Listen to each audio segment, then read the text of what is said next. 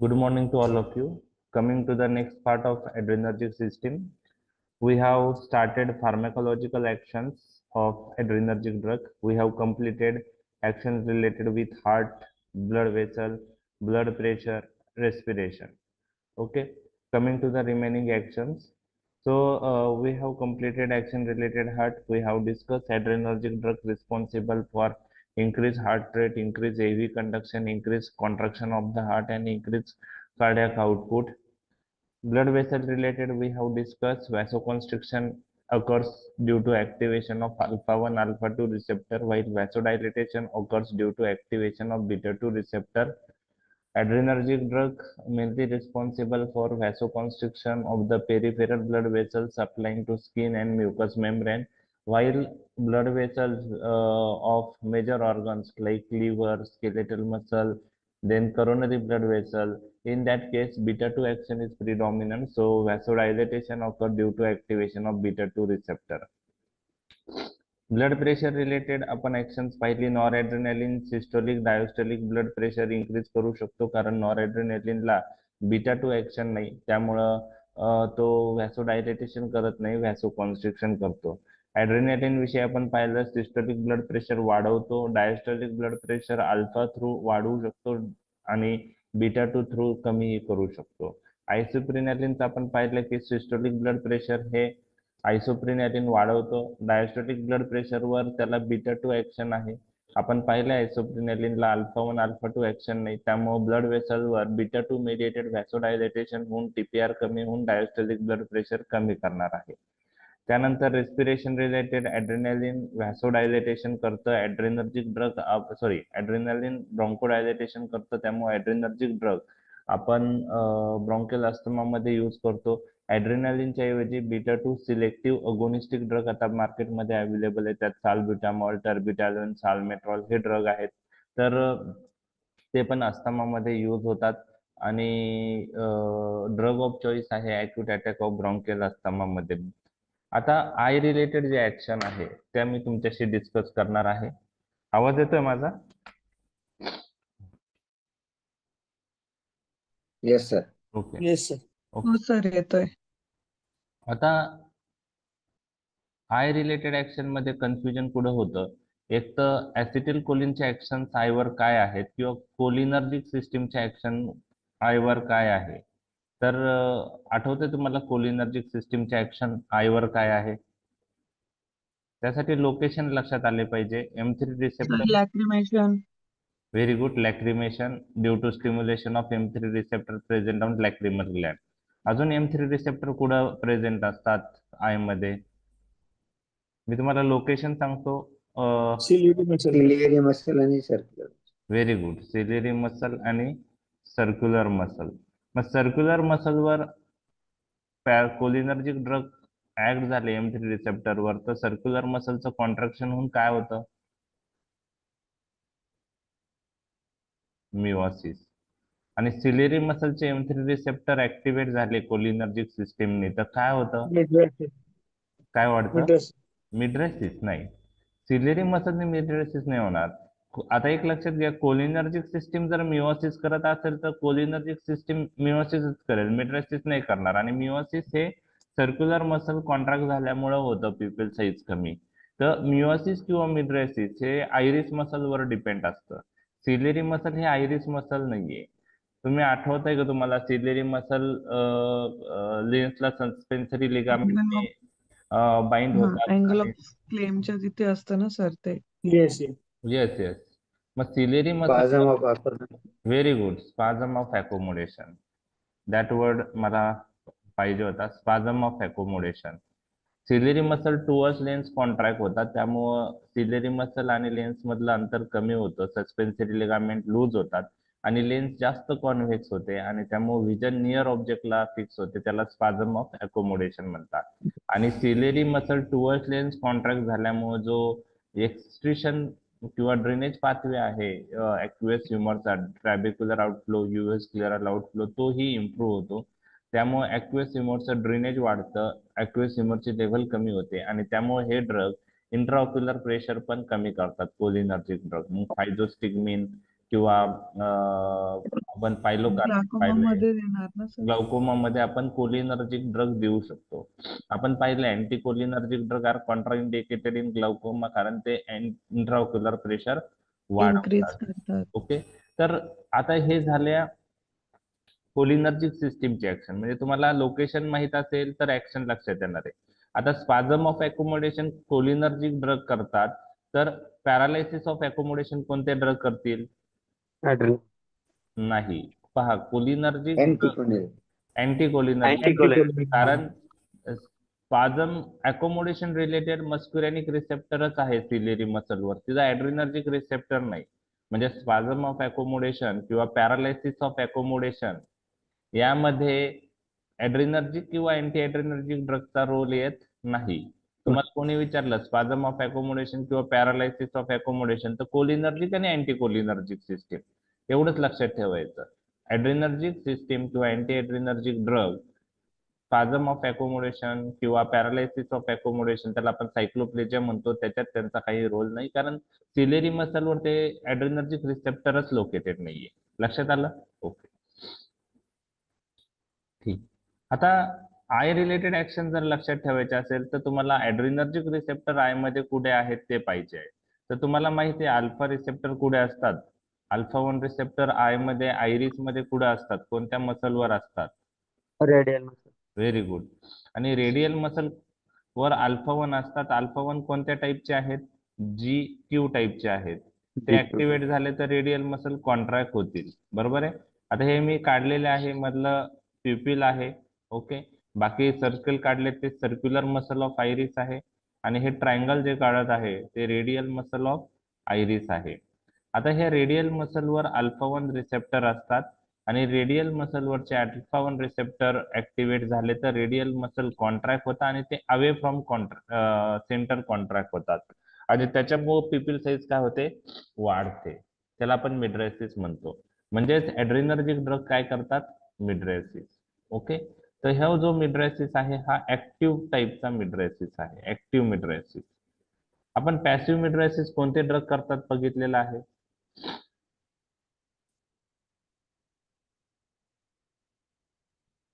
अँटिकोलिन very good. Anti cholinergic drug passive mydriasis करतात. Okay, by blocking M3 receptor present on circular muscle. लक्षात आलं? Okay, तर हे मिड्रेसिस related एक ऍक्शन ऍड्रिनर्जिक ड्रगची तुम्हाला लक्षात ठेवायची आहे, आणि हे due to contraction of radial muscle आहे. म्हणजे लोकेशन माहित असेल तर लक्षात येईल. ओके, आता आपण ऍड्रिनर्जिक ड्रग आणि अँटी कोलिनर्जिक ड्रग मधले जे फरक आहे तो पण बघितलेला आहे. आपण अँटी कोलिनर्जिक ड्रग मध्ये ते डिस्कस केलेलं आहे. आता ऍड्रिनर्जिक ड्रग पण मिड्रेसिस करतात, अँटी कोलिनर्जिक ड्रग पण मिड्रेसिस करतात. ओके, आपण पाहिलं ऍड्रिनर्जिक ड्रग ऍक्टिव्ह मिड्रेसिस करतात, अँटी कोलिनर्जिक पॅसिव्ह. पण आपल्याला दिसताना काय दिसणार आहे? फक्त पिपल साईज वाढलेली आहे.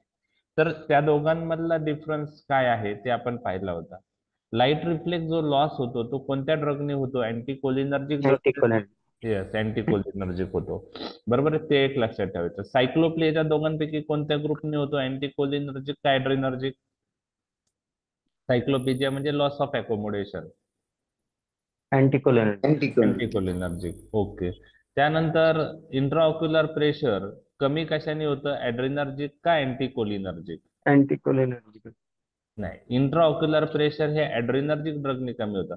पॅरासिम्पॅथोमायमेटिक drug cholinergic drug intraocular pressure कमी करतात. कोलिनर्जिक ड्रग जर इंट्राऑक्युलर प्रेशर कमी करत असेल तर अँटी कोलिनर्जिक ड्रग काय करत असतील? वाढवत असतील. आपण कोलिनर्जिक ड्रग बघितले होते जे इंट्राऑक्युलर प्रेशर कमी करतात ऍक्वेस ह्युमरचं ड्रेनेज वाढवून. तर कोलिनर्जिक ड्रग इंट्राऑक्युलर प्रेशर कमी करतात, त्यामुळे ग्लाउकोमात आपण पायलोकार्पिन, फायझोस्टिग्मिन ड्रग यूज करतो. Anti cholinergic drug Contra indicated in glaucoma, कारण ते इंट्राऑक्युलर प्रेशर वाढवतात. ऍड्रिनर्जिक ड्रगचा विचार केला तर ऍड्रिनर्जिक ड्रग इंट्राऑक्युलर प्रेशर कमी करतात, त्यामुळे ऍड्रिनर्जिक ड्रग पण आपण ग्लाउकोमात यूज करू शकतो. फक्त मेकॅनिझम थोडी कॉम्प्लेक्स आहे, ते तुम्हाला लक्षात ठेवायची. नाही लक्षात राहिली तरी चालेल, फक्त एक लक्षात ठेवा, adrenergic drug useful in glaucoma, intraocular pressure कमी करतात, अशी एक लाईन जरी लिहिली तुम्ही तरी मोर दॅन सफिशियंट आहे. फक्त बुक्स मध्ये डिटेल आहे, त्यामुळे मी आता डिटेल मध्ये डिस्कस करणार आहे. परंतु ग्लाउकोमा मध्ये आपण जेव्हा डिस्कस करूया त्यावेळेस ते पिक्चर जास्त क्लिअर होईल. आता ते क्लिअर होणार नाही. फक्त एक लक्षात ठेवा, एएनएस सिस्टीम मध्ये जो ड्रग किंवा ग्रुप ग्लाउकोमात कॉन्ट्राइंडिकेटेड आहे त्या ग्रुपचं नाव आहे अँटी कोलिनर्जिक ड्रग. लक्षात आले एमसीक्यू? ओके, ठीक आहे. आता यानंतर लॅक्रिमेशन सॉरी तर ते लॅक्रिमेशन कमी कोणते ड्रग करतात? अँटीकोलिनर्जिक करतात, ड्रायनेस ऑफ आईज होतं. ॲड्रेनर्जिक ड्रगचा लॅक्रिमेशनवर काही रोल नाहीये. आता ॲक्वियस ह्युमरवर कशी ऍक्शन आहे? तुम्हाला मी सांगितलंय ग्लाउकोमा का होतो. तर ग्लाउकोमा का होतो की ॲक्वियस ह्युमरची लेवल जर वाढली आणि ॲक्वियस ह्युमर अॅक्युमुलेट झाला तर इंट्राऑक्युलर प्रेशर वाढतो आणि त्यामुळे ऑप्टिक नर्व डॅमेज होते आणि त्यामुळे ब्लाइंडनेस होतो. त्याला आपण ग्लाउकोमा किंवा काचं बिंदू असं म्हणतो. तर ॲक्वियस ह्युमर डोळ्यामध्ये सिंथेसाइज कसा होतो, ॲक्वियस ह्युमर डोळ्यातून ड्रेन कसा होतो ते मी तुम्हाला सांगणार आहे. ओके, तर आता ही जी डायग्राम तुम्हाला दिसते स्क्रीनवर, हे पहा, हे हाफ सेक्शन आहे आईचा. ओके, हे पुढचा भाग अँटेरियर साइड समजा, हे पाठीमागं पोस्टेरियर, म्हणजे समोरून ही साइड असणार. ओके, आणि हे हाफ सेक्शन आपण पाहतोय तर हे समोर जो असतो सगळ्यात कॉर्निया असतो. ओके, त्यानंतर ही जी लेन्स आहे ती मी हायलाइट करत आहे. ओके, कॉर्निया आणि लेन्सच्या मध्ये ब्राऊन कलरचं जे स्ट्रक्चर दाखवलंय ते आता मी हायलाइट करत आहे, त्याला आयरिस म्हणतात. ओके ओके, तर हा पुढचा पार्ट झाला. ओके, पुढून आपण असं आतमध्ये जातोय तर कॉर्निया, आयरिस आणि लेन्स. आता कॉर्निया आणि आयरिसचा जो अटॅचमेंट आहे इथं, त्यात जो अँगल तयार होतो त्याला आयरिडो कॉर्नियल अँगल म्हणतात, कारण तो आयरिस आणि कॉर्निया मधला आहे, आयरिडो कॉर्नियल अँगल. ओके, त्यानंतर हे पाठीमागं स्क्लेरा आहे. आपण पाहिलेलं आहे की लेन्स ही सिलेरी मसलला सस्पेन्सरी लिगामेंटने अटॅच होते. तर यामध्ये सस्पेन्सरी लिगामेंट कोणते आहेत? तर सस्पेन्सरी लिगामेंट हे आहे. ओके, ती कशाला अटॅच करते? लेन्स लेन्स कशाला अटॅच होते? Ciliary muscle. तर सिलेरी मसल ह्या डायग्राम मध्ये जे येलो पिंक पोर्शन मध्ये दाखवलेला आहे. ओके, पिंक कलरच्या स्ट्रिप्स ज्या दिसत आहे ह्या मी हायलाइट करतो, हा सिलेरी मसल आहे.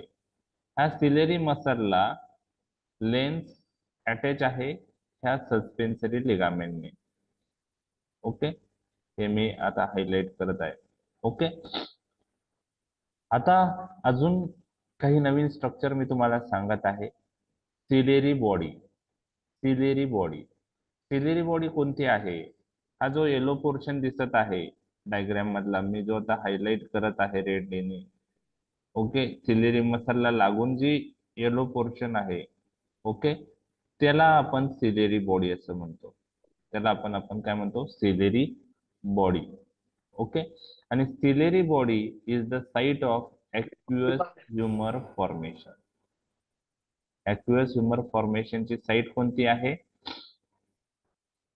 Ciliary body. ओके, लक्षात आलं? सिलेरी बॉडी लक्षात आली तुमच्या? आवाज येतोय ना? Yes sir. हो. सिलेरी बॉडी लक्षात आली. आणि सिलेरी बॉडी मध्ये काय तयार होतं? Aqueous humour.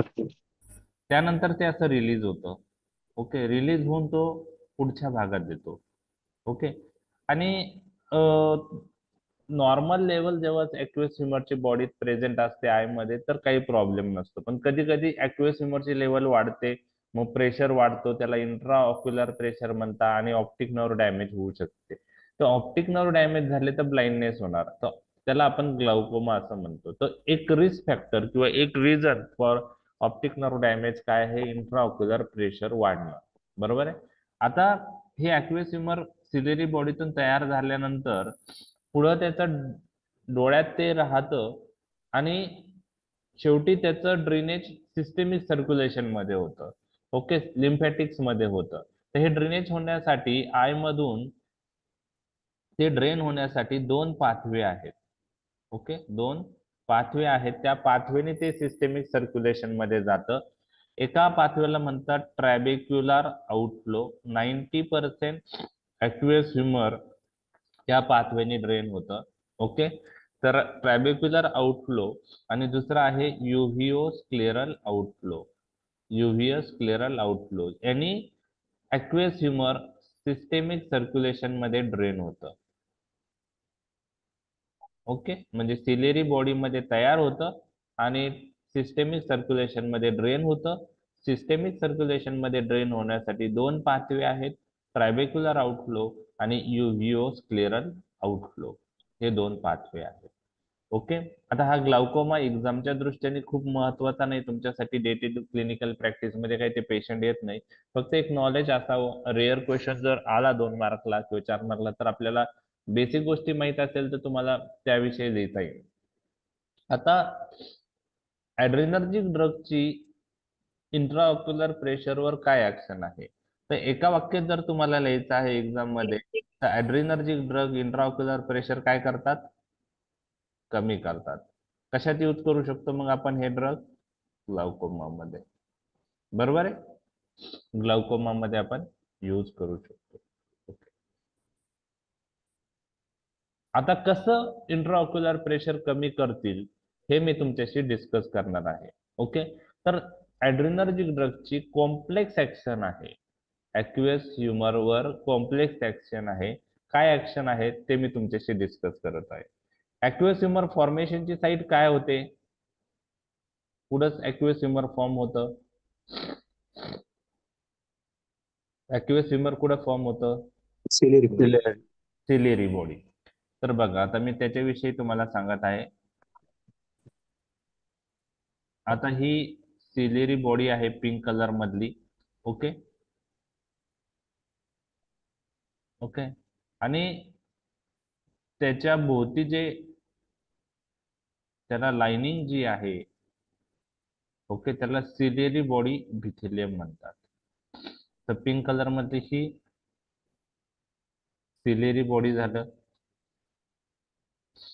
आणि हे जे त्याला लाइनिंग जी आहे त्याला म्हणतात सिलेरी इपिथेलियम थोडक्यात.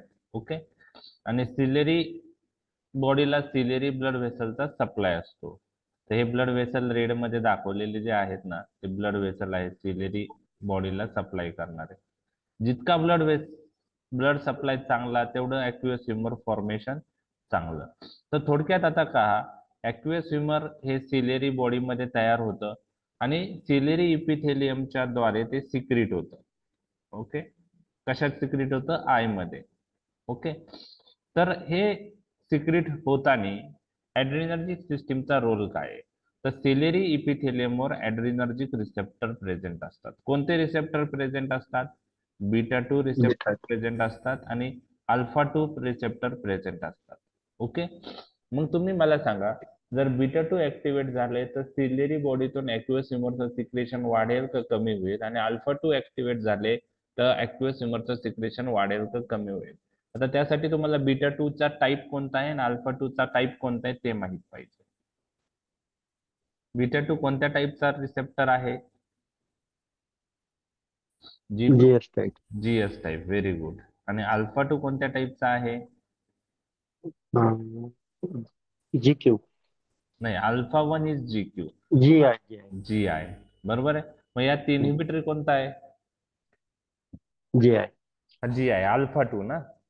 Yes. हा. मग बीटा 2 ऍक्टिव्हेट झालं तर ॲक्व्हियस ह्युमरचं सिक्रेशन वाढेल का कमी होईल? कमी होईल. नाही, बीटा 2 बीटा 2 वाढेल आणि अल्फा 2 ऍक्टिव्हेट झाला तर कमी होईल. कमी होईल.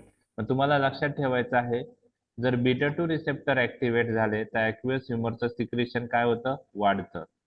अल्फा 2 ऍक्टिव्हेट झाला तर ॲक्व्हियस ह्युमरचं सिक्रेशन काय होतं? कमी होईल. कमी होतं. लक्षात आलं? आता सिलेरी ब्लड व्हेसलवर अल्फा 1 रिसेप्टर प्रिडॉमिनंट आहेत. कोणते? अल्फा मग सिलेरी ब्लड व्हेसलचं ऍड्रेनर्जिक ड्रग व्हॅसो कॉन्स्ट्रिक्शन करतील का व्हॅसो डायलेटेशन करतील? सिलेरी ब्लड व्हेसलचं असं कन्स्ट्रक्शन करतो. व्हॅसो कॉन्स्ट्रिक्शन करतील. मग सिलेरी ब्लड व्हेसलचं व्हॅसो कॉन्स्ट्रिक्शन झालं तर सिलेरी मसलला जो सप्लाय होतो, सॉरी सिलेरी बॉडीला जो सप्लाय होतो ब्लड व्हेसलचा, तो ब्लड सप्लाय कमी होईल का वाढेल? कमी कमी होईल. कमी आणि कमी झाल्यामुळे ॲक्वियस ह्युमरची सिंथेसिस काय होईल? कमी कमी होईल. म्हणजे अल्फा 1 ऍक्टिव्हेट झाला इथला, ओके, तर ॲक्वियस ह्युमरची सिंथेसिस कमी होते. अल्फा 2 ऍक्टिव्हेट झाला तर ॲक्वियस ह्युमरचं सिक्रिशन कमी होतं, बरोबर आहे. म्हणजे अल्फा 1 ऍक्टिव्हेट झाला तर सिंथेसिस कमी होणार, अल्फा 2 ऍक्टिव्हेट झाला तर जे ॲक्वियस ह्युमर बनलेलं आहे त्याचं सिक्रिशन नाही होणार. परंतु बीटा 2 ऍक्टिव्हेट झाला तर ॲक्वियस ह्युमरचं सिक्रिशन काय होतं? वाढतं. म्हणजे ही कॉम्प्लेक्स वाढतो. ऍक्शन आहे. एक बीटा 2 ने वाढतंय, अल्फा मुळे कमी होतंय ॲक्वियस ह्युमरचं सिंथेसिस आणि सिक्रिशन, पण बीटा 2 ने काय होतंय? वाढतं. वाढतो. लक्षात आलं? ओके. आता ग्लाउकोमा मध्ये ना आपण बीटा ब्लॉकर्स यूज करतो. कोणते ड्रग यूज करतो? बीटा ब्लॉक ऐकलंय तुम्ही? टिमोलॉल नावाचा ड्रग ऐकला? केमोलॉल. हो. मग तो बीटा ब्लॉकर आहे. मग तो बीटा 2 रिसेप्टर ब्लॉक करून काय करेल? ॲक्वियस ह्युमरचं सिक्रेशन वाढवेल का कमी करेल? आता बीटा 2 ऍक्टिव्हेट झालं तर ॲक्वियस ह्युमरचं सिक्रेशन काय होत होतं? वाढ वाढत होतं. मग बीटा ब्लॉकर यूज केल्याने काय होईल? वाढेल. कमी होईल. कमी होईल. बीटा ब्लॉकर आहे ना, म्हणजे ऍड्रेनल म्हणजे बीटा हा ब्लॉकर आहे. ब्लॉकर आहे. ब्लॉकर केल्यामुळे ॲक्वियस ह्युमरचं हा सिक्रेशन कमी होईल. मग तुम्हाला कोणी विचारलं बीटा ब्लॉकर ग्लाउकोमात कसे इफेक्टिव्ह आहे, तुम्हाला लगेच सांगता येतं की सिलेरी इपिथेलियमचे बीटा 2 रिसेप्टर ब्लॉक होतात, त्याच्यामुळे ॲक्वियस ह्युमरचं सिक्रेशन कमी होतं, आणि ॲक्वियस ह्युमरचं सिक्रेशन कमी झालं तर इंट्राऑक्युलर प्रेशर कमी होईल आणि ग्लाउकोमा मध्ये इम्प्रुव्हमेंट येईल. तर बीटा ब्लॉकरचा रोल तसा आहे. बरं. ब्लॉक आता करतात. हा बीटा ब्लॉकर्स आहे. ओके. आता ऍड्रेनर्जिक ड्रगची ऍक्शन ॲक्वियस ह्युमर सिंथेसिसवर कॉम्प्लेक्स आहे. Adrenergic drug alpha 1 alpha 2 receptor activate करून ॲक्वियस ह्युमरचं लेवल कमी करण्याला प्रयत्न करतात, पण बीटा 2 ऍक्टिव्हेट झाला तर ॲक्वियस ह्युमरचं सिक्रेशन वाढू शकतं ऍड्रेनर्जिक ड्रगने. त्यामुळे ही कॉम्प्लेक्स ऍक्शन आहे. मग अजून काही ऍक्शन आहेत का? आपण तर म्हणतो इंट्राऑक्युलर प्रेशर ते कमी करतात, याच्याने अल्फाने आपलं इंट्राऑक्युलर प्रेशर कमी होण्यास मदत होईल, पण बीटा ऍक्टिव्हेट झाला तर बीटा 2 जीएस टाईप आहे, तो ऍक्टिव्हेट झाला तर ॲक्वियस ह्युमरचं सिक्रेशन वाढतं. मग आता याच्यापेक्षा अजून काही ऍडिशनल ऍक्शन आहे का, ती आपण पाहूया. तर आहे ऍडिशनल ऍक्शन, ड्रेनेजवर आहे. कशावर आहे? ड्रेनेज. तर ऍड्रेनर्जिक ड्रग ॲक्वियस ह्युमरचं ड्रेनेज वाढवतात.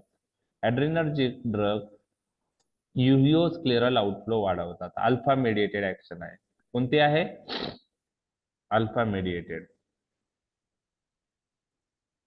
दिसतंय इथं? म्हणजे ही कॉम्प्लेक्स ऍक्शन काय आहे ते मी तुम्हाला सांगितलं. म्हणजे ॲक्वियस ह्युमरवर कॉम्प्लेक्स ऍक्शन काय आहे? Alpha 1 receptor alpha 2 receptor activate झाले तर ॲक्वियस ह्युमरची लेवल कमी होणार आहे. अल्फा 1 ने व्हॅसो कॉन्स्ट्रिक्शन होऊन फॉर्मेशन कमी होईल. अल्फा 2 ऍक्टिव्हेट होऊन ॲक्वियस ह्युमरचं सिक्रेशन कमी होईल. अल्फा 1 मुळे युव्हीएस्क्लेरल आउटफ्लो वाढणार आहे. ह्या सगळ्या अल्फा ऍक्शनमुळं ॲक्वियस ह्युमरची लेवल कमी होण्यास मदत होते. परंतु बीटा 2 ऍक्शनमुळे काय होतं? ऍक्टिव्हेट झालं तर ॲक्वियस ह्युमरचं सिक्रेशन वाढतं, म्हणून त्याला आपण कॉम्प्लेक्स ऍक्शन म्हणतो. कॉम्प्लेक्स इफेक्ट आहे. ओव्हरऑल इफेक्ट इंट्राऑक्युलर प्रेशर कमी होतं. ओव्हरऑल इफेक्ट अल्फाचे ऍक्शन जास्त आहेत, त्यामुळे इंट्राऑक्युलर प्रेशर किंवा ॲक्वियस ह्युमर लेवल कमी होऊन इंट्राऑक्युलर प्रेशर कमी होतं, बरोबर आहे. परंतु ऍड्रेनर्जिक ड्रग आपण एवढे commonly day to day clinical प्रॅक्टिसमध्ये ग्लाउकोमात यूज करत नाही, म्हणजे थर्ड चॉईस ड्रग म्हणून यूज करतो. तर हे झालं ऍड्रेनर्जिक ड्रग. थोडक्यात तुम्हाला आता ciliary body, uveoscleral outflow, trabecular outflow, alpha 2 receptor, beta 2 receptor ciliary epithelium वर आहेत, हे तरी क्लिअर झालेलं आहे. त्याच्यामुळं पुढं ग्लाउकोमा जेव्हा आपण डिस्कस करू त्यावेळेस तुम्हाला अजून सोपं जाईल. ओके. तर आईचा इफेक्ट आपल्या संपलेले आहे ऍड्रेनर्जिक ड्रगचे. ओके. जीआयटी वर काय इफेक्ट आहे? बीटा 2 ऍक्टिव्हेट झाले स्मूथ मसलचं तर काय होईल? जीएस टाईप सायक्लिक केएमपी वाढला तर काय होईल? सिक्रेशन इन्क्रीज होतील. Inspiration increase होईल. जीआयटी स्मूथ मसल्स काय होईल सायक्लिक एमपी वाटला तर? Inhibited. Relax. नाही जीआयटी स्मूथ मसल जे आहे त्याच्यावर बीटा 2 रिसेप्टर आहेत ते जर ऍक्टिव्हेट झाले तर स्मूथ मसल काय होतील? सायक्लिक एमपी Relax होतील. रिलॅक्स. Relax. ते आन्सर मला पाहिजे होतं जीआयटी स्मूथ मसल. आता अल्फा रिसेप्टर जर ऍक्टिव्हेट झाले अल्फा 2 अल्फा 1 समजा जी क्यू टाईप आहे ओके तर स्मूथ मसल्स काय व्हायला पाहिजे? Contract होतील. कॉन्ट्रॅक्ट. कॉन्ट्रॅक्शन. पण आपण एक्सेप्शन काय पाहिलंय? GIT smooth muscle. GIT smooth muscle beta 2 आणि अल्फानी दोघांनी रिलॅक्स होता एक्झॅक्ट मेकॅनिझम माहित नाही आणि स्मूथ मसल रिलॅक्स होता आणि स्पिंक्टर कॉन्ट्रॅक्ट होतात. स्मूथ मसल रिलॅक्स होता आणि स्पिंक्टर. Contract. मग ही ऍक्शन ऍड्रिनर्जिक ड्रगची मला सांगा कोलिनर्जिक ड्रग सारखी का अँटी कोलिनर्जिक ड्रग सारखी आहे? Cholinergic. परत पहा लक्षात घ्या ही ऍक्शन Anticholinergic सारखी sir. Anticholinergic. अँटी कोलिनर्जिक सारखी. तर एक लक्षात घ्या सिम्पॅथेटिक आणि अँटी कोलिनर्जिक ड्रगचा ऍक्शन मॅच होता खूप ठिकाणी. पॅरासिम्पॅथेटिक आणि सिम्पॅथेटिक खूप ठिकाणी ऑपोजिट डिरेक्शन मध्ये कार्य करतात. आता पॅरासिम्पॅथेटिकचा जीआयटी वर ऍक्शन बघितली तर स्मूथ मसल कॉन्ट्रॅक्ट आणि स्पिंक्टर रिलॅक्स होतात ऍसिटिल कोलिनने. ऍसिटिल कोलिन सगळं बाहेर टाकायला प्रयत्न करतं बरोबर आहे. तर parasympathetic system smooth muscle contract करून स्पिंक्टर रिलॅक्स करतात. ऍड्रिनर्जिक सिस्टीम उलट करते स्मूथ मसल रिलॅक्स करते आणि स्पिंक्टर काय करते? कॉन्ट्रॅक्ट. म्हणजे पॅरासिम्पॅथेटिक आणि सिम्पॅथेटिक सिस्टीम खूप ठिकाणी विरुद्ध काम करते हे तुम्हाला लक्षात ठेवायचं आहे. म्हणजे हे पण माइंड मध्ये आलं पाहिजे तुम्हाला जर कंपॅरिझन विचारलं. हार्टवर पॅरासिम्पॅथेटिक सिस्टीम इनिबिटरी इफेक्ट आहे सिम्पॅथेटिक सिस्टीमचा इफेक्ट काय आहे? स्टिम्युलेटरी. लक्षात आलं? पण ही ऍक्शन जी आहे ना जीआयटी वरची ही ब्रीफ असते सिग्निफिकंट नाही एवढी. तुम्ही असं पाहिलंय का anti spasmodic point of view adrenergic drug use करताय म्हणजे एखाद्याला ऍब्डोमिनल कोलिक आहे तुम्ही सायक्लोपाम यूज केलेला आहे बरोबर. सायक्लोपाम मध्ये काय आहे? डायसायक्लोमाइन आणि Right. एनसेड. डायसायक्लोमाइन कोणत्या ग्रुपचा आहे? अँटीकोलिनर्जिक. Anticholinergic. अँटीकोलिनर्जिक म्हणजे अँटीकोलिनर्जिक आपण अँटी स्पाझमोटिक म्हणून यूज करतो का नाही? कारण स्मूथ मसल रिलॅक्स होत आहे. ऍड्रिनर्जिक ड्रगनी पण स्मूथ मसल जीआयटी चे रिलॅक्स होत आहे. पण क्लिनिकल प्रॅक्टिस मध्ये कधी यूज पाहिलाय का तुम्ही की ऍब्डोमिनल स्पाझम झालाय आणि ऍड्रिनर्जिक ड्रग दिलाय? नाही. कारण याची ऍक्शन जी आहे जीआयटी वरची ती ब्रीफ आहे आणि नो क्लिनिकल इम्पॉर्टन्स. लक्षात आलं? फक्त बुक्स मध्ये आता आपण मेन्शन करतोय पण क्लिनिकली आपण त्याचा काही यूज कोणत्या कंडिशन मध्ये करत नाही. अँटी स्पाझमोटिक म्हणून आपण अँटी कोलिनर्जिक ड्रग जास्त यूज करतो. लक्षात आलं? ब्लॅडर मध्ये अँटी कोलिनर्जिक ड्रगची जी ऍक्शन आहे ती त्याची आहे फक्त ऍक्शन दुसऱ्या रिसेप्टर थ्रू आहे.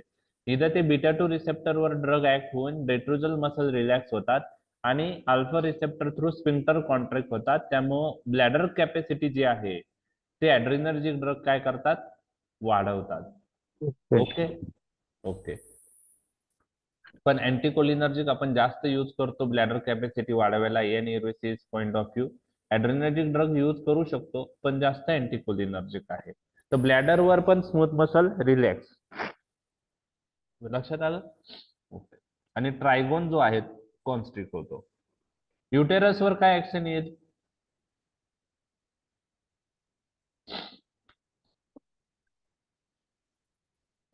तुम्हाला लोकेशन रिसेप्टर कोणते ते Relax होतील. Relax होईल. येस येस बीटा 2 बरोबर. तर Yes, आता इतकं जरी लिहिलं तरी चालेल म्हणून आपण ते काय म्हणून यूज करतो adrenergic drug? Tocolytics. All smooth muscle adrenergic drug मुळे रिलॅक्स होतील. हा मग ते आपण म्हणजे त्याचा यूज काय आहे? युटेरस रिलेटेड रिटोड्रिन नावाचा ड्रग ऐकलाय ना तुम्ही? रिटोड्रिन. Postpone labor pains. Postpone labour pain म्हणू शकतो किंवा पोस्टपोनमेंट ऑफ लेबर पोस्टपोन करायचं असेल तर आपण रिटोड्रिन देऊ शकतो कारण तो युटेराइन स्मूथ मसल काय करतोय? रिलॅक्स. Relax. कोणत्या रिसेप्टर ऍक्टिव्हेट करून? बीटा 2. आणि जे ड्रग युटेराइन रिलॅक्सन म्हणून यूज करतात टू पोस्टपोन लेबर त्याला आपण म्हणतो टोकोलाइटिक्स. टोकोलाइटिक्स क्लासिफिकेशन मध्ये ऍड्रेनर्जिक ड्रगच्या क्लासिफिकेशन मध्ये थेराप्युटिक क्लासिफिकेशन मध्ये टोकोलाइटिक्स आहे पहा. टोकोलाइटिक्स म्हणजे drugs which relax uterine smooth muscles. Okay. आणि जे युटेराइन स्मूथ मसल कॉन्ट्रॅक्ट करतात त्याला ऑक्सिटोसिक्स म्हणतात. त्याच्यात ऑक्सिटोसिन येतं. ते लेबर वाढ इंडस. इंड्यूस करण्यासाठी वापरतात. तर रिटोड्रिन लेबर पोस्टपोन करण्यासाठी वापरतो. थोडक्यात आता तुम्हाला लक्षात आलं की प्रेग्नंट युटेरस असेल तर कोणती ऍक्शन जास्त प्रॉमिनंट आहे? बीटा 2. बरोबर आहे. हम्म. प्लीज रिमेंबर युटेरस वर अल्फा रिसेप्टर पण प्रेझेंट असतात. बीटा 2 आहेच पण अल्फा पण असतात. अल्फा ऍक्टिव्हेट झाले तर काय होईल? Smooth मसलचं contraction. कॉन्ट्रॅक्शन होईल. पण हे जे आहे हे नॉन प्रेग्नंट युटेरस असेल तर मग अल्फा ऍक्शन प्रॉमिनंट असते. प्रेग्नंट युटेरस मध्ये बीटा ऍक्शन प्रॉमिनंट असते. तर तेच पुढे दिलेलं आहे पहा.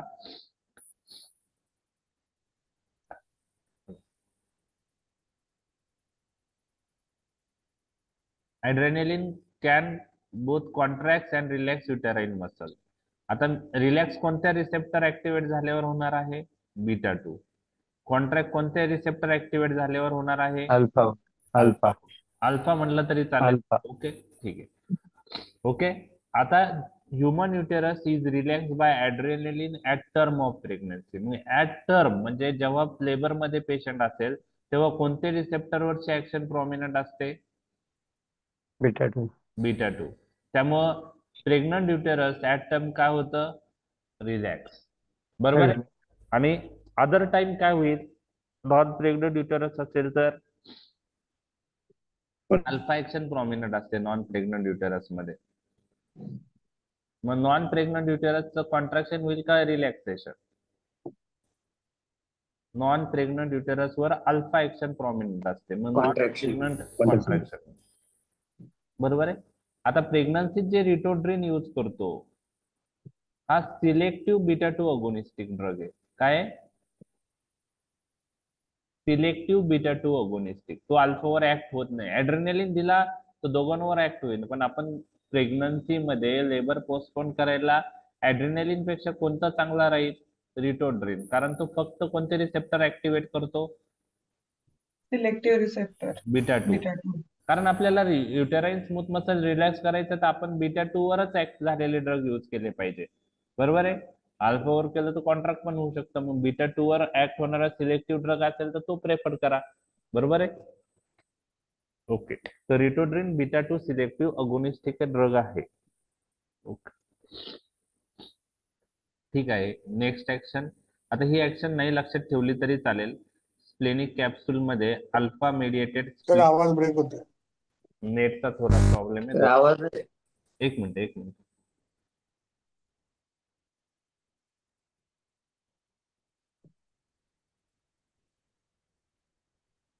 एक मिनिट. येतोय आवाज? आवाज येतोय? हॅलो. येतो सर. येतोय? येतोय सर. क्लिअर येतोय ना आता? हो. ओके ठीक आहे. परत ब्रेक झाला का येतोय मला? सर, येतोय. ओके. आता स्प्लेनिक कॅप्सूल जे आहे ज्याच्यातून आरबीसी पोर होता सर्क्युलेशन मध्ये तर तिथं अल्फा ऍक्शन प्रॉमिनंट आहे. पण ती ह्युमन्स मध्ये किंवा आपल्या ह्युमन्स मध्ये ती ऍक्शन दिसून येत नाही. ओके. अॅनिमल स्टडी मध्ये दिसली असेल. ओके. फक्त स्प्लेनिक कॅप्सूलवर अल्फा रिसेप्टर ऍक्टिव्हेट होऊन आरबीसी सर्क्युलेशन मध्ये रिलीज होता एवढं तुम्हाला लक्षात ठेवायचं आहे. स्केलेटल मसल स्पिंडल फायबरवर बीटा 2 रिसेप्टर ऍक्टिव्हेट झाले तर काय होतं आपण बघितलेलं आहे. आवाज. आवाज ब्रेक होतोय का? हॅलो. हॅलो. येतोय आवाज? Yes sir. एक मिनिट. हा येतो. मायक्रोफोन चेंज करतो मी.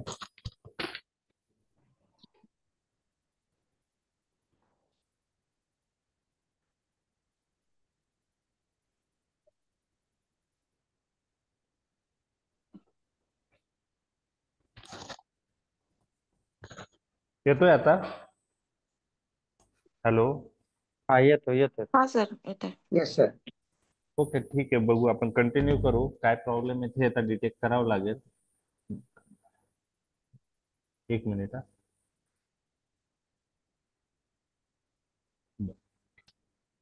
स्केलेटल मसल स्पिंडल फायबरवर कोणते रिसेप्टर असतात आठवतंय तुम्हाला?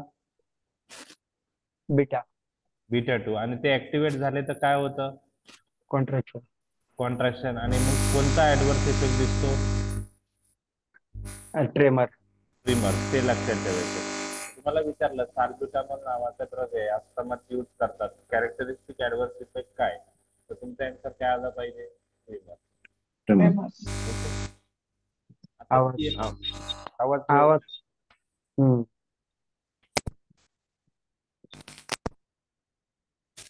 ते हमिंग मारून राहिले हमिंग. एक मिनिट.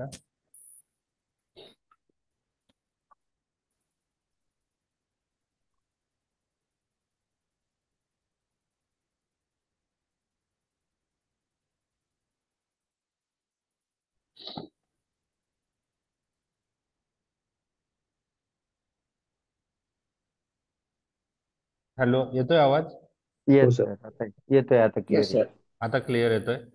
हो. ठीक आहे, चालतं. ओके, नेट प्रॉब्लेम आहे. ठीक आहे. CNS action. सीएनएस ऍक्शन वर तुम्हाला मी विचारलं कॅटेकोलामाइन्स ड्रग दिले तर काय ऍक्शन आहे सीएनएस वर? तुम्ही आता कॅटेकोलामाइन नॉन कॅटेकोलामाइनचा फरक बघितलेला आहे. तर कॅटेकोलामाइन ड्रगची ऍक्शन काय आहे सीएनएस वर? आपण ऍड्रेनालिन दिलं, नॉर ऍड्रेनालिन दिलं, तर सीएनएस ऍक्शन काय आहे? स्टिम्युलेटरी. ऍबसेंट आहे. व्हेरी गुड, ऍबसेंट आहे. कॅटेकोलामाइन्स जे आहे ते ब्लड ब्रेन बॅरियर क्रॉस करत नाही, नाही. त्याच्यामुळं कॅटेकोलामाइनला सीएनएस ऍक्शन नाही. नॉन कॅटेकोलामाइन जे आहेत, ओके, ते जर दिले तर ते ब्लड ब्रेन बॅरियर क्रॉस करतील आणि त्यांना सीएनएस स्टिम्युलंट ऍक्शन आहे. हा फरक आपण बघितलेला आहे. लक्षात आलं? तर नॉन कॅटेकोलामाइनच ब्लड ब्रेन बॅरियर क्रॉस करतात हे तुम्हाला लक्षात ठेवायचं आहे. Non catecholamines blood brain barrier cross करता हे तुम्हाला लक्षात ठेवायचं आहे. एक मिनिट, क्लिअर करतो मी.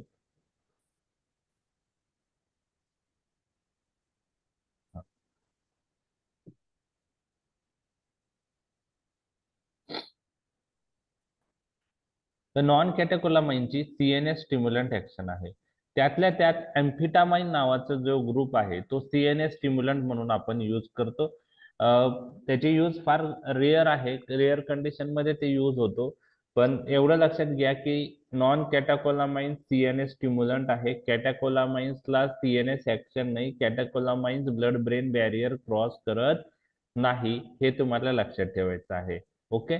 तर कॅटेकोलामाइन्स at therapeutic dose do not produce any marked CNS effect because of poor brain penetration. हे तुम्हाला non catecholamines blood brain barrier cross करता आणि सीएनएस स्टिम्युलंट इफेक्ट दाखवता.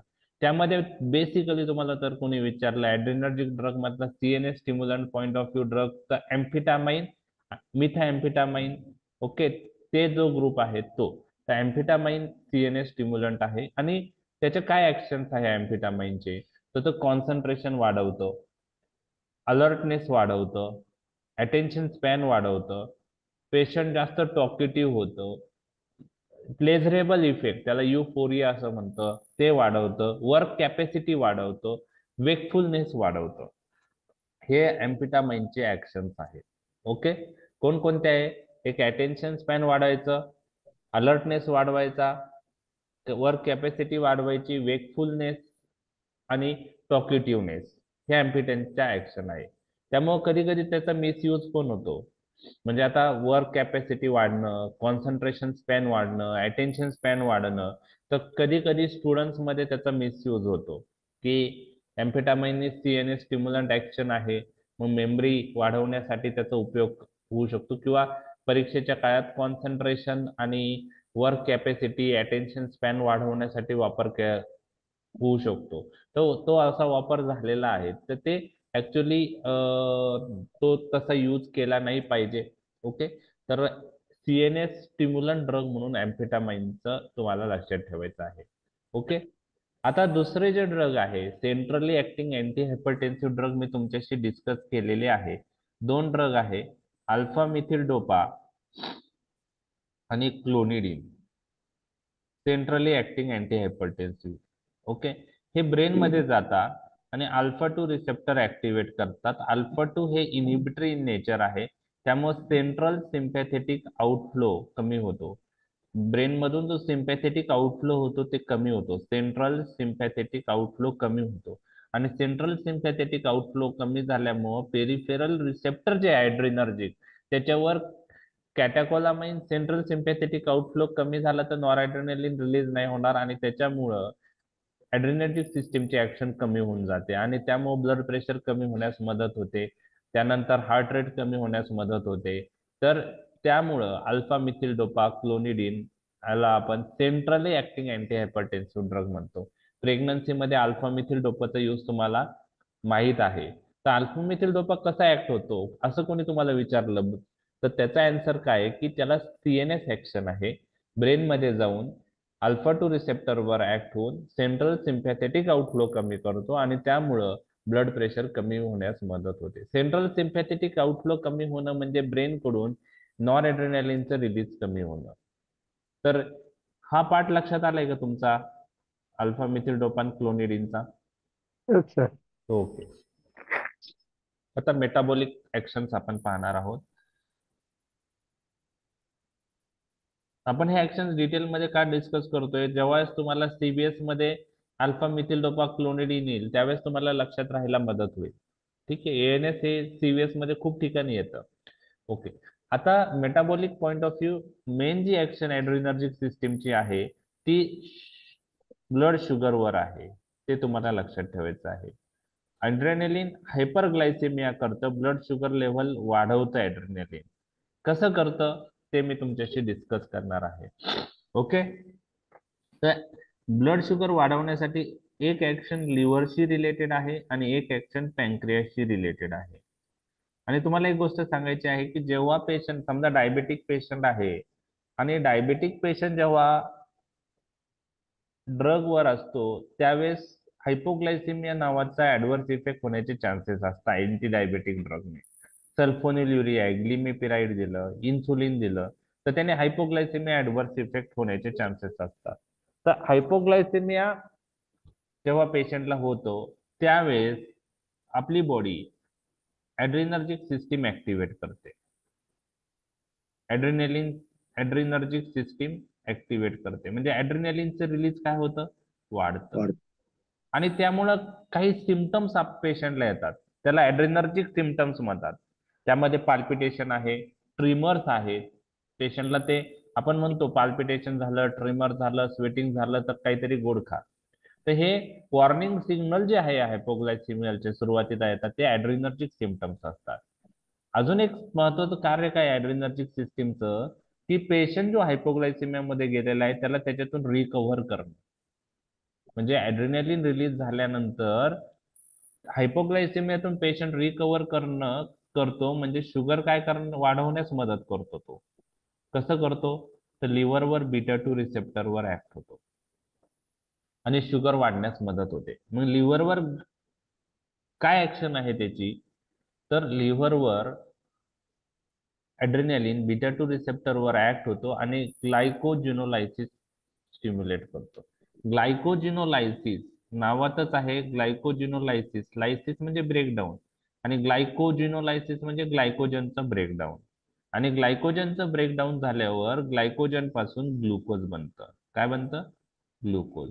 Glycogen is converted into glucose. त्याला ग्लायकोजिनोलायसिस म्हणतात. ते ऍक्टिव्हेट होतं. त्याचप्रमाणे ऍड्रेनालिन लिव्हरमध्ये ग्लुकोनिओजेनेसिस स्टिम्युलेट करतं. ग्लुकोनिओजेनेसिस म्हणजे काय? Formation of glucose from non carbohydrate substance. मग त्यात अमायनो ऍसिड असतील, पायरुवेट असेल, लॅक्टेट असेल तर नॉन कार्बोहायड्रेट सबस्टन्स पासून ग्लुकोज बनवण्याची प्रोसेस म्हणजे ग्लुकोनिओजेनेसिस. म्हणजे ग्लायकोजेनोलायसिस स्टिम्युलेट झालं, ग्लुकोनिओजेनेसिस स्टिम्युलेट झालं. Okay, and it inhibits glycogen synthesis. Glycogen synthesis म्हणजे ग्लुकोज पासून ग्लायकोजन बनण्याची प्रोसेस आहे, त्याला ग्लायकोजन सिंथेसिस म्हणतात. ती इनहिबिट होते, मग ग्लुकोज पासून ग्लायकोजन बनत नाही, ग्लुकोज तसंच राहतं. म्हणजे ओव्हरऑल लिव्हर मध्ये ग्लायकोजेनोलायसिस ऍक्टिव्हेट होतं, ग्लुकोनिओजेनेसिस ऍक्टिव्हेट होतं आणि ग्लायकोजन सिंथेसिस इनहिबिट होतं. याचा सर्वांचा इफेक्ट लिव्हर मधलं शुगर वाढून ती सर्क्युलेशन मध्ये रिलीज होते आणि ब्लड शुगर जी आहे ती वाढण्यास मदत होते. तर हे सगळ्या ऍक्शन साठी लिव्हरवरच्या कोणते रिसेप्टर महत्वाचे आहेत? बीटा 2. बीटा 2. बरोबर आहे, बीटा 2 बरोबर आहे. ओके, आता मला सांगा, एक ड्रग मी तुम्हाला सांगतोय, डायबिटीज पेशंट आहे आणि इन्सुलिन वर आहे. ओके, आणि त्या पेशंटला आपण प्रोपॅनोलॉल चालू केलं. ऐकलंय प्रोपॅनोलॉल? हा बीटा ब्लॉकर आहे. काय आहे? बीटा. तो नॉन सिलेक्टिव्ह बीटा ब्लॉकर आहे. तो बीटा 1 रिसेप्टर पण ब्लॉक करतो आणि बीटा 2 रिसेप्टर पण ब्लॉक करतो. कोणते रिसेप्टर ब्लॉक करतो प्रोपॅनोलॉल? बीटा 1 आणि बीटा 2. बरोबर आहे. मग प्रोपॅनोलॉल दिल्याने लिव्हरवरचे बीटा 2 रिसेप्टर ब्लॉक झाले. तर आता डायबिटीज पेशंट आहे, तो समजा इन्सुलिन वर आहे, बरोबर. इन्सुलिन वर असताना त्याला जर प्रोपॅनोलॉल चालू केलं तर काय प्रॉब्लेम होऊ शकतो? हायपोमधून बाहेर नाही येत. हायपोमधून बाहेर येणं शक्य होत म्हणजे नाही. का नाही होत? म्हणजे आता ब्लॉक करतात. इन्सुलिन वर पेशंट आहे, बीटा पेशंट 2. समजा पेशंट जेव्हा हायपोग्लायसेमिया मध्ये गेला, ऍड्रेनालिन रिलीज होणार, बरोबर आहे. बॉडी आपली ऍड्रेनालिन रिलीज करणार, ऍड्रेनालिन लिव्हर कडे येईल, पण लिव्हर वरचे बीटा 2 रिसेप्टर काय झालेले? ब्लॉक. ब्लॉक झालेले. मग त्यामुळं तो लिव्हरवर ऍक्शन करू शकेल का? नाही. म्हणजेच जे हायपोग्लायसेमिया मधून पेशंट बाहेर करण्याचं जे ऍड्रेनालिनची ऍक्शन आहे ती होईल का? नाही. म्हणजे हायपोग्लायसेमिया पासून रिकव्हरी डिले होईल. ओके, डिले होईल. लक्षात आलं? ठीक आहे. आता हा प्रोपॅनोलॉल जो आहे तो कोणते रिसेप्टर ब्लॉक करतो? बीटा 1. Beta 1 beta 2. ओके, समजा मी आता त्या डायबेटिक पेशंटला ऍटिनोलॉल दिलं, बरोबर आहे. काय आहे? ऍटिनोलॉल. ऍटिनोलॉल बद्दल बोलायचं झालं तर हा सिलेक्टिव्ह बीटा 1 ब्लॉकर आहे. काय? Selective beta 1 blocker. त्याला कार्डिओ सिलेक्टिव्ह बीटा ब्लॉकर म्हणतात. खूप सारे ड्रग आहे, मी एक नाव सांगतोय, आपण बीटा ब्लॉकर मध्ये परत पाहू. आता ऍटिनोलॉल जर दिलं, बरोबर आहे, हा सिलेक्टिव्ह बीटा 1 ब्लॉकर आहे. समजा ब्लड प्रेशर कंट्रोल करायला ऍटिनोलॉल दिलं, तर जी प्रोपॅनोलॉल मुळे प्रॉब्लेम येत होता तो ऍटिनोलॉल मुळे येईल का? नाही. नाही sir. का नाही येणार? इथं beta 2 Beta receptor one- beta 1च ब्लॉक होईल, बीटा 2 ब्लॉक होणार नाही. नाही. म्हणजे इन्सुलिन, डायबेटिक पेशंट आहे, इन्सुलिन चालू आहे, त्याला ऍटिनोलॉल दिलं तर बीटा 1 ब्लॉक होणार आहे, बीटा 2 ब्लॉक नाही होते. मग जरी तो हायपोग्लायसेमिया मध्ये गेला, ऍड्रेनालिन रिलीज होईल, ऍड्रेनालिन बीटा 2 रिसेप्टर वर इथं ऍक्ट होऊ शकतो, कारण बीटा 2 रिसेप्टर ब्लॉक नाहीत. ऍटिनोलॉलने फक्त बीटा 1 ब्लॉक होता. म्हणजे रिकव्हरी फ्रॉम हायपोग्लायसेमिया प्रोपॅनोलॉल डिले करेल का ऍटिनोलॉल डिले करेल? Propranolol. प्रोपॅनोलॉल. मग तुम्हाला मी विचारलं, डायबिटीज पेशंट मध्ये कार्डिओ सिलेक्टिव्ह बीटा ब्लॉकर चांगले आहेत का नॉन सिलेक्टिव्ह बीटा ब्लॉकर चांगले आहे? कार्डिओ सिलेक्टिव्ह चांगलं. कार्डिओ सिलेक्टिव्ह चांगले आहे. तुम्हाला विचारलं कार्डिओ सिलेक्टिव्ह बीटा ब्लॉकरचा ऍडव्हान्टेज काय, तर ते not action on beta 2. no beta 2 action, so recovery from hypoglycemia is not delayed. Recovery Yes. from hypoglycemia not delayed in diabetic patient. म्हणजे हे जे कन्सेप्ट आहे, हे बेसिक गोष्टी क्लिअर असल्या का तुमच्या होतील. ओके, तर बीटा ब्लॉकर मध्ये ह्या गोष्टी येणारच आहे, जस्ट मी तुम्हाला सांगितलं. ओके, आता पॅन्क्रियाज वर आपण पाहिलं, अल्फा सेल जे आहे, okay, alpha cell releases glucagon glucagon. आणि beta cell releases insulin. Insulin. Okay, आता अल्फा सेल आणि बीटा सेलवर कोणते रिसेप्टर असतं आपण ते पाहिलेत. उलट असतं आपण सांगितलेलं आहे. बीटा सेलवर अल्फा 2 रिसेप्टर प्रेझेंट आहे आणि अल्फा सेलवर बीटा 2 आहे. मग ऍड्रेनालिन इथं जर ऍक्ट झाला तर कशाचं रिलीज वाढवेल आणि कशाचं कमी करेल. अल्फा सेलवर ग्लुकॅगॉनचं वाढवून ग्लुकॅगॉनचं वाढवेल आणि बेटाचं इन्सुलिनचं कमी काय करेल. होईल. कमी करेल. इन्सुलिनचं कमी होईल. कमी करेल. मग आता इन्सुलिनचं रिलीज कमी झालं, ग्लुकॅगॉनचं वाढलं तर शुगर काय होईल. वाढेल. वाढेल. इन्सुलिन कमी झाला, इन्सुलिन शुगर युटिलाइज करतो, इन्सुलिनचं रिलीज कमी होतंय. ग्लुकॅगॉन शुगर वाढवतं तर ग्लुकॅगॉनचं रिलीज वाढतंय. म्हणजे ह्या पॅन्क्रियाज ऍक्शन मुळे पण शुगर वाढण्यास मदत मदत होते. लक्षात आलं हे. ओके, हे खूप डिटेल मध्ये झालं पॅन्क्रियाजची ऍक्शन. ओके, आता फ्री फॅटी ऍसिड जे आहे म्हणजे ऍडिपोज टिश्यू आहे, ऍडिपोज टिश्यूवर ऍड्रेनालिन आपण पाहिलेलं आहे. ऍडिपोज टिश्यूवर मुख्यतः बीटा 3 रिसेप्टर असतात. ओके, आणि काही प्रमाणात बीटा 2 असतात, पण आपण फक्त बीटा 3 डिस्कस केले कारण ते प्रॉमिनंट आहे. ओके, आता ऍड्रेनालिन जेव्हा ह्या रिसेप्टरवर ऍक्ट होतो तर तो लायपोलायसिस करतो. काय करतो. लायपोलायसिस म्हणजे ऍडिपोज टिश्यू मधलं जे फॅट आहे त्याचं ब्रेकडाऊन करतो ऍड्रेनालिन. ऍड्रेनालिन रिस्पॉन्सिबल फॉर लायपोलायसिस. बरोबर आहे. आता लायपोलायसिस झाल्यामुळं त्या फॅटचं ब्रेकडाऊन झाल्यामुळं फ्री फॅटी ऍसिड सर्क्युलेशन मध्ये रिलीज होतील आणि हे फ्री फॅटी ऍसिड लिव्हर मध्ये जाऊन ग्लुकोज तयार करण्यासाठी मदत करतील ग्लुकोनिओजेनेसिस प्रोसेसने.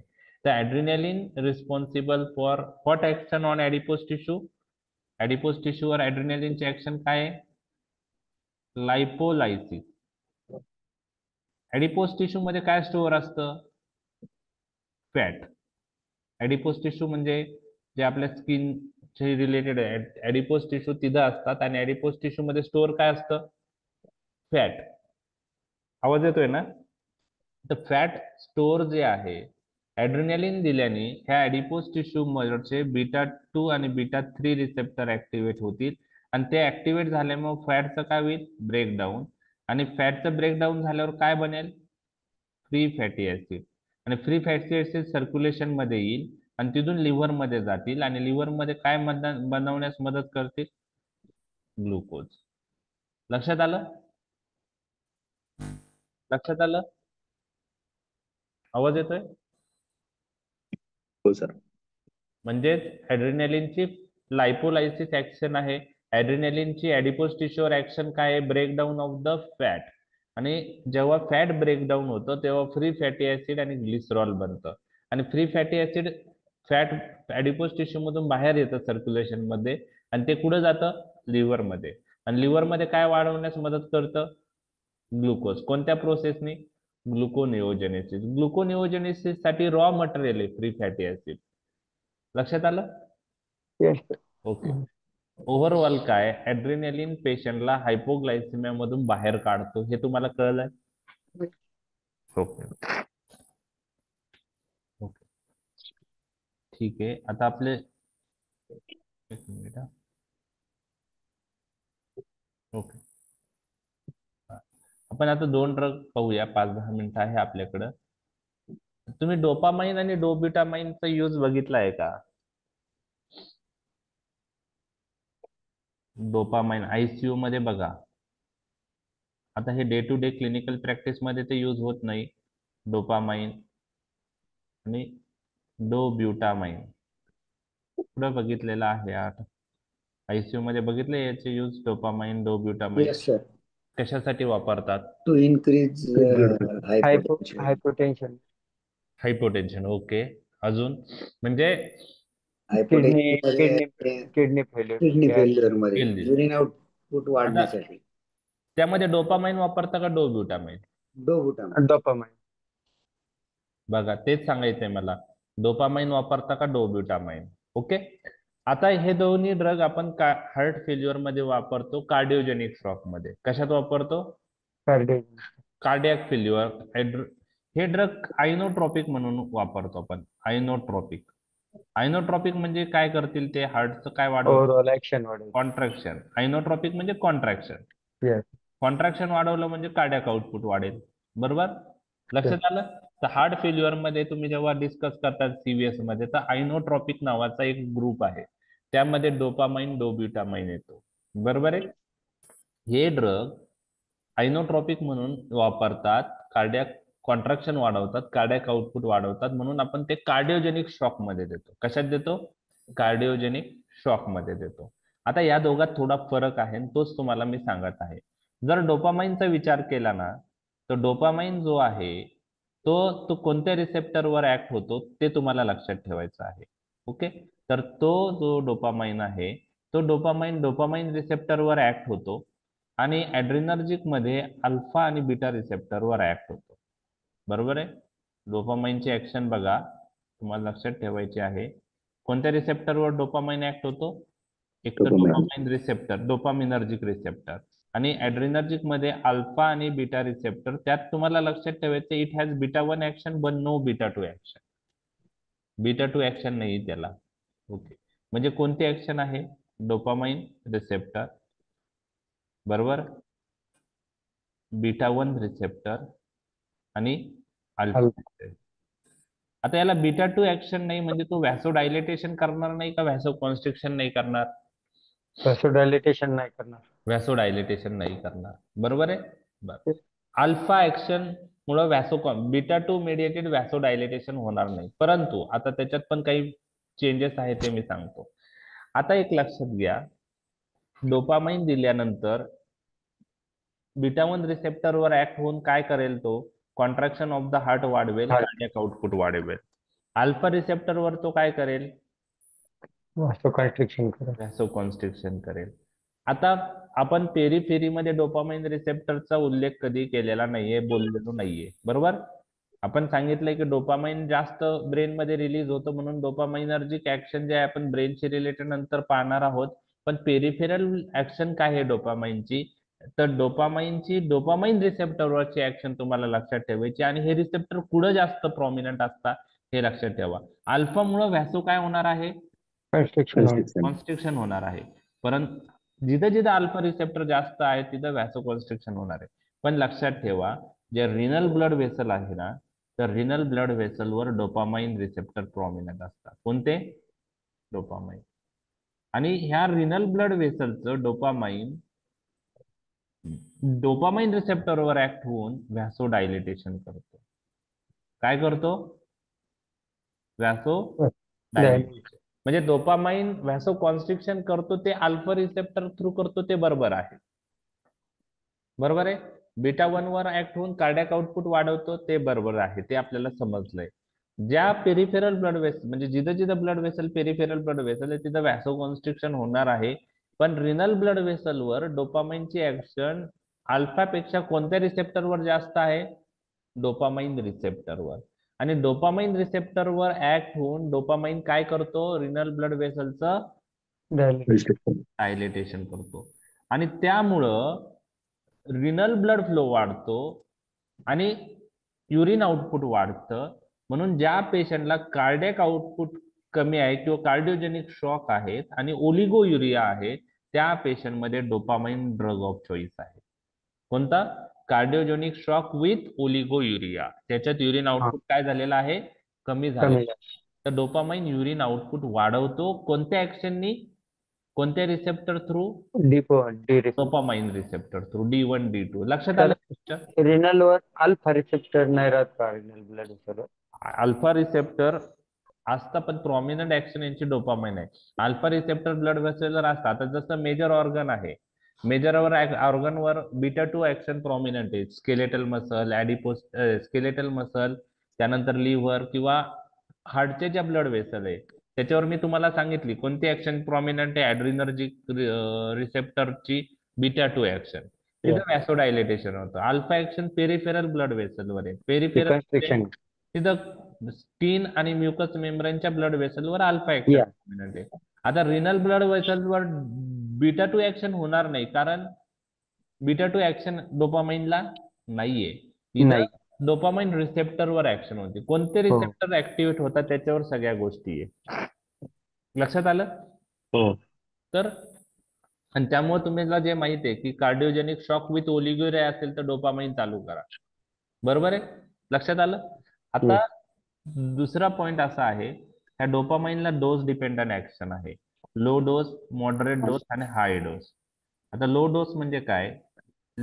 लेस than 2 microgram per kg per minute जर आपण यूज केला, okay, less than 2 microgram per kg per minute, okay, IV जो पंप आहे ते चालू केला आणि इन्फ्युजन रेट जो आहे less than 2 microgram per kg per मिनिटने आपण दिला, तर फक्त डोपामाइन रिसेप्टरवर ऍक्शन दिसून येते. म्हणजे काय होईल? Renal vasodilation. आता 2 to 10 microgram per kg per minute डोसला जर दिला 2 to 10, तर यामध्ये डोपामाइन आणि बीटा 1 ऍक्शन दिसून येते. बरोबर आहे? डोपामाइन आणि बीटा 1. डोपामाइननी रिनल व्हॅसोडायलेटेशन होईल, बीटा 1 नी कार्डियाक आउटपुट वाढवेल. आणि मोर दॅन 10 मायक्रोग्रॅम हाय डोसला दिला, more than 10 microgram per kg per minute जर दिला, तर यामध्ये डोपामाइन वर पण ऍक्शन दिसते, बीटा 1 वर पण दिसते आणि अल्फा वर पण दिसते. म्हणजे रिनल ब्लड फ्लो वाढवेल, कॉन्ट्रॅक्टिलिटी आणि हार्ट रेट वाढेल, कार्डियाक आउटपुट वाढेल आणि अल्फामुळं व्हॅसोकॉन्स्ट्रिक्शन, ऍडिशनल व्हॅसोकॉन्स्ट्रिक्शन होईल. बरोबर आहे? ब्लड प्रेशर पण वाढेल. तर ही डोस डिपेंडंट ऍक्शन आहे. Less than 2 microgram per kg per minute म्हणजे लो डोस, त्याला फक्त डोपामाइन वर ऍक्शन आहे.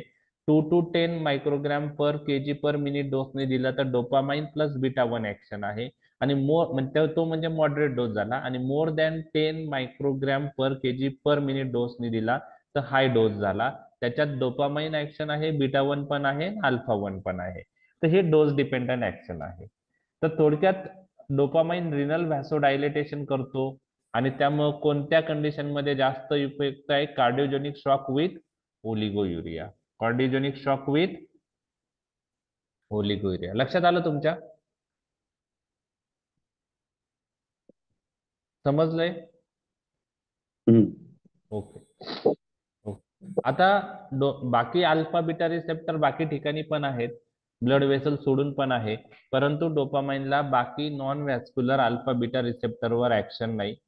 तो cardiogenic shock with renal oliguria असेल तर ड्रग ऑफ चॉईस आहे. आणि हा कॅटाकोलामाइन आहे डोपामाइन. मग ओरल ऍब्सॉर्प्शन पुअर आहे, ब्लड ब्रेन बॅरियर पेनेट्रेशन नाही, CNS ऍक्शन नाही आणि तो रॅपिडली मेटाबोलाइज होतो माऊ आणि कॉम्प्ट एन्झाईमने. हे आपण कॅटाकोलामाइनच्या डिफरन्स मध्ये तिन्ही गोष्टी पाहिलेल्या आहेत. त्या गोष्टी तुम्ही इथं लिहू शकता. बरोबर आहे? आता डोब्युटामाइन नावाचा ड्रग आहे ना, तो डोपामाइनचाच डेरिव्हेटिव्ह आहे. कोणाचा डेरिव्हेटिव्ह आहे? डोपामाइनचा. परंतु तुम्हाला लक्षात ठेवायचंय, डोब्युटामाइनला डोपामाइन रिसेप्टरवर ऍक्शन नाही. काय सांगितलं मी? डोब्युटामाइनला कशावर ऍक्शन नाहीये?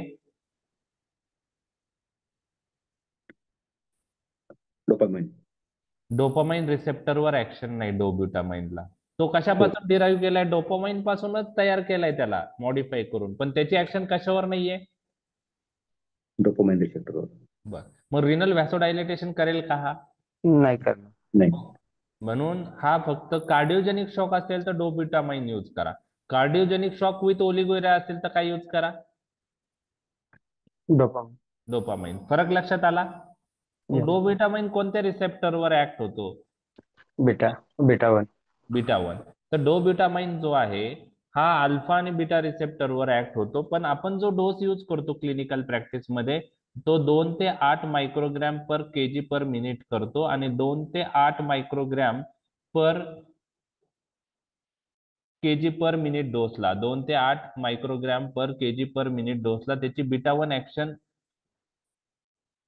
सिलेक्टिव्ह आहे. त्यामुळे डोपामाइनला सिलेक्टिव्ह बीटा 1 अगोनिस्ट असंही म्हणतात.